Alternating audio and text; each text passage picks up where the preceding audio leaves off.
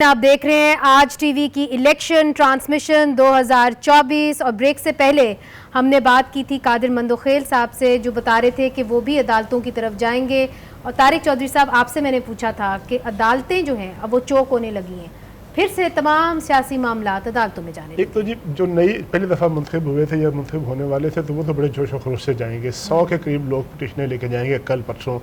Form 45 کے حوالے سے 47 کے حوالے سے ڈیلے ہو گیا، رزلٹ نہیں آیا، رزلٹ آیا تو غلط آیا، تو یہ تو ایک بڑی بھرمار ہوگی۔ اور ابھی بھی اطلاع یہ ہے کہ سارے جو قانون کے مطابق انہوں نے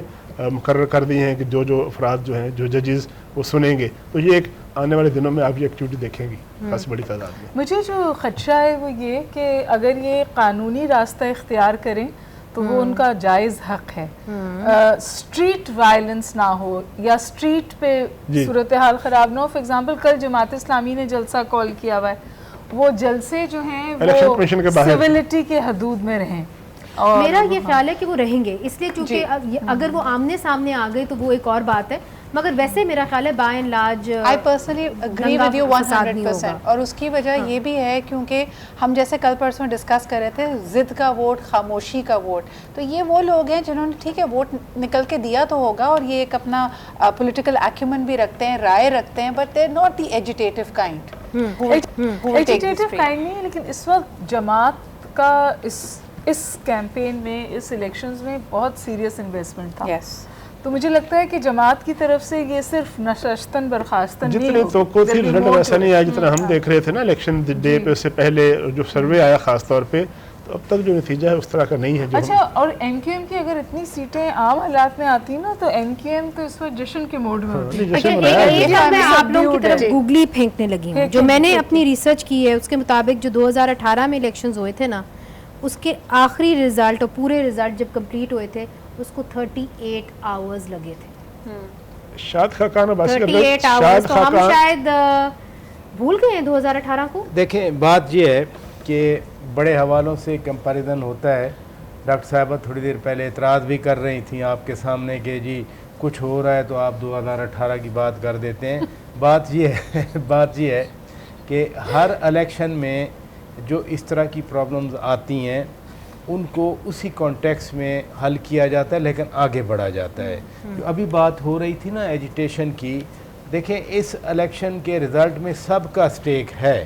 یہ نہیں نو ون از لیفٹ آؤٹ۔ اگر اختر مینگل صاحب کو شکایت ہے تو ان کی سیٹ موجود ہے، اچکزئی صاحب کو جماعت اسلامی کا اپنا سٹیک ہے، ایکچولی ان کے پاس نہیں ہے، کوئی سیٹ نہیں ہے، دو سیٹیں ہیں کرلڈ آؤٹ۔ کے پی میں ان کی پروونس میں سیٹیں آئی ہیں، اس لیے سب کا سٹیک ہے۔ تیسری اہم چیز ہے کہ قاسم سوری 5 سال سٹے پہ بیٹھا رہا as deputy speaker national assembly, یہ بات بالکل درست ہے۔ ٹھیک ہے، تو جب کورٹ میں معاملات جاتے ہیں ٹریبیونل سے کورٹس، تو وہ لمبے چلتے رہتے ہیں۔ ٹھیک ہے، میرا خیال ہے کنکلوڈنگ ریمارکس دے دیجیے، آخری 1 منٹ۔ جی بالکل، جو ابھی یہاں پہ بات ہو رہی تھی نا کہ ہم تھرو آؤٹ دیکھ رہے ہیں کہ what is going to be the next move, despite ایوری تھنگ people are waiting for P T I's next move. چاہے آپ ان کو انڈیپینڈنس کے طور پہ کہیں، جتنے آپ کے منجھے ہوئے سیاستدان تھے انہوں نے بھی اس کو عجیب و غریب الیکشن کہا، تو ایک ہلکی سی مسکراہٹ جو ہے وہ آئی، آپ کا جو چہرہ ہے گلابی ہو گیا، اچھی بات ہے، اور اب بقائی صاحبہ بھی خوش ہو گئی ہیں۔ خوش نہیں ہوئی، خوش ہونے کی تو بات نہیں ہے، ہم سب سانجے ہیں، کوئی الگ الگ تھوڑی ہیں ہم سب، لیکن میری گزارش ہے کہ 30 سیکنڈ رہ گئے، بالکل 2018 اگر اچھی مثال ہو تو بار بار دیجیے، مگر 2018 اچھی مثال ہے، نہ پاکستان میں کوئی ایسا الیکشن ہے جس کی ہم اچھی مثال بنا کے آپ کو دے سکتے ہیں، مگر